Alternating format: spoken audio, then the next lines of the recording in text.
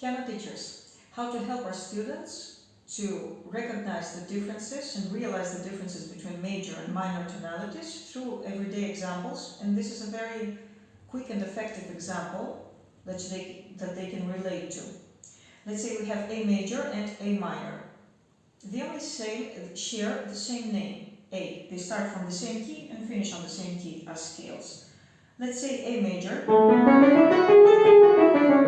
with the key signature of 3 sharps, which is its DNA, its blood, is called George Smith. A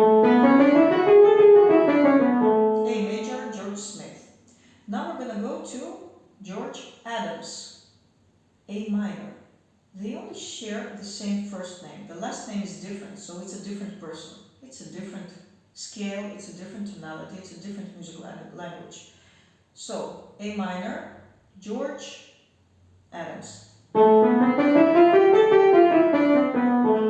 Key signature 0. I now played the natural minor. You can play the harmonic or the melodic, but it's still a minor tonality. So this is a way that you can teach your students how to differentiate major and minor tonalities.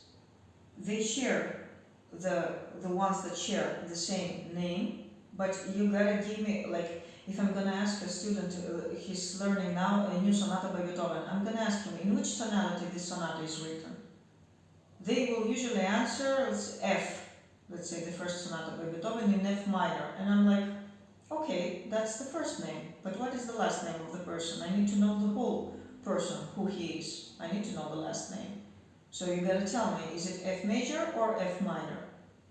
So you can use this example as to help your students differentiate major and minor tonalities and also say the whole name of a person, the whole name of a tonality. Hope that helps.